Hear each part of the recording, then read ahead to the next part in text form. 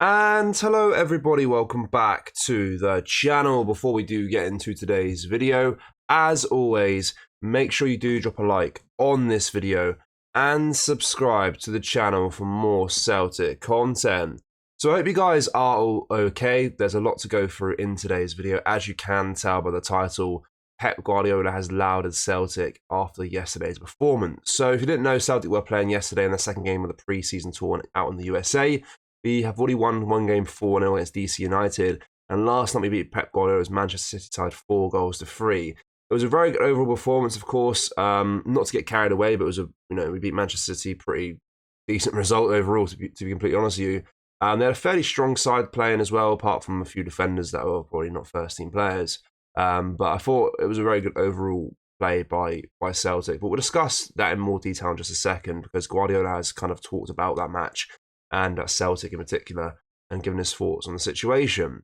But a man that spoke after the match also was our own gaffer, Brendan Rodgers, and he was kind of bombarded with questions about Paulo Bernardo. When's he coming to Celtic? When's it going to be a done deal and stuff like that?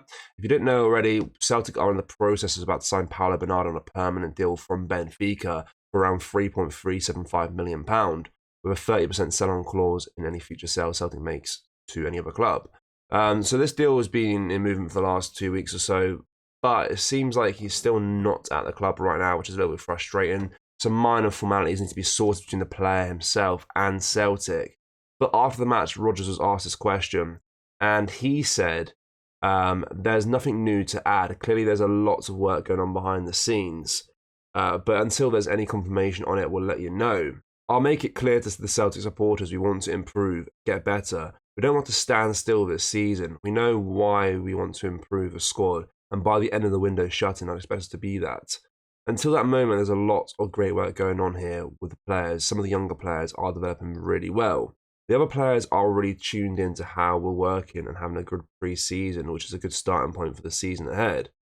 So it feels like a fairly dragged out deal, this Paulo Bernardo one. I don't mind too much, as long as he does manage to come out and do some pre-season games before he gets into the team next season, ready for the campaign. He needs to kind of get his fitness up. I know he's training with Benfica right now. Regardless, he's been pitched in their training camp, so he's still getting his fitness up a little bit. He won't be getting much game time, which is a little bit frustrating. And for another player to mention as well, Adam Idah, who Celtic fans are keen to bring back to the club. There's no real updates in that situation either, with the Irishman involved in Norwich's pre-season currently. So that one seems like that will be a little bit longer if that was going to happen with Adam Idah. Doesn't seem like it will happen right now, but things can change pretty quickly in the transfer window. Now, so the game yesterday, we beat Manchester City 4-3, a very good overall performance, I thought. A couple of standout performers, of course. Nicholas Kuhn struck a first half double, with goals from Kyogo and Luis Palmer also adding to an enjoyable night for the Scottish champions against their English counterparts. So, of course, the usual pre-season caveats apply. Man City fielded a lot of youngsters, and Celtic are a step ahead in terms of fitness preparations going into that match. But Guardiola, despite all these little factors, had a say in the post-match media conference and highlighted the strengths of Celtic on the evening. He said, "We had senior players up front, but in the back four we had players that are so young. So it's difficult in one department when all of them are so young. Many things that I saw were nice. We created a lot of chances, we scored, but we could not control the transitions well because they are so very good with the pace and quality they have. They had a better rhythm than us. You know that you have to live up with these kinds of situations in pre-season. They linked really well inside. We couldn't cover that well. It is what it is. Sometimes it can happen. I give credit to the quality of them because the effort was there." So some big words in from Pep Guardiola. Of course, it's a pre-season match. It doesn't matter too much either way if you win, lose, or draw. But it's nice to see that we are in a winning area, in a winning run right now, I suppose, beating DC United 4-0, then Manchester City 4-3. So, yeah, not a bad little performance, of course. I mean, Nicholas couldn't get a double as well. I thought he had a very good game. Palmer scoring was good to see, and Kyogo. So there was definitely some standout performers in that match. But of course, we have to kind of focus on the next game now, as we are off to Indiana to play Chelsea at Notre Dame's famous stadium. And the chance to make it 3 wins from 3 against opponents in America is a big goal of ours right now, I suppose, to keep improving on this preseason tour and getting better and better. But yeah, another big game against Chelsea. Looking forward to that one as well. So it should be a good match overall, I think, for that one. But if you guys watched the game yesterday, what were your thoughts on it? Do you think it was a good result, or do you think it was just due to the fact that Man City had a heavily rotated squad? Let me know your thoughts down below with regards to that. In terms of transfers, there's not a lot going on right now. I spoke yesterday about Benjamin Siglest. Of course, he's very much on his way out of the club. He's going to Bucharest to work under Neil Lennon.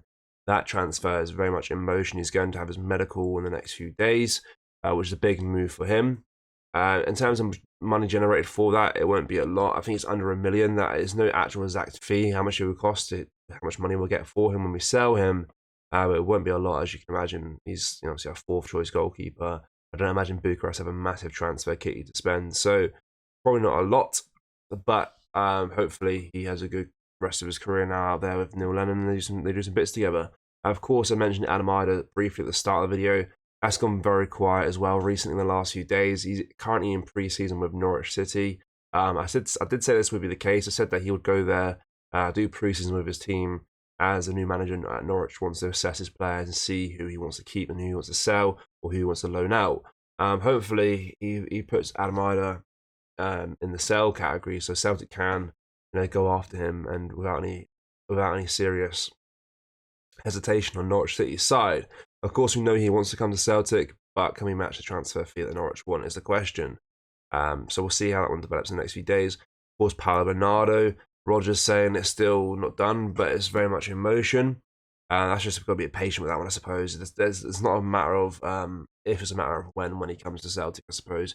But I'd like to see him in the USA at some point to get some minutes in the pre-season games. But I'm very happy with the signing so far. And then Michel and Bilikawisha has gone pretty quiet in the last few days as well. Of course, we knew that Rodgers spoke to him face to face, and we knew that his agent actually spoke to Stade Rennais about making him available as well. So there's a lot of moving parts in that situation. A lot is happening there with Bilikawisha.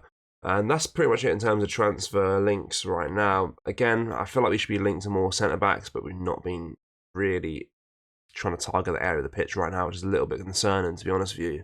We mentioned Starfelt before, but that was more so him leaving to go somewhere else rather than Celtic actually being properly linked to him. It was more so could be giving him back, yes or no, rather than we are bringing him back. But that brings us to the end of today's video, guys. As always, let me know your thoughts down below on everything we discussed in today's video. Make sure you do drop a like on this video, and make sure you are subscribed to the channel for more Celtic content. We'll be posting 2 times a day, probably for the rest of the transfer window, because it's very, very busy. Thank you. Take care. Bye-bye.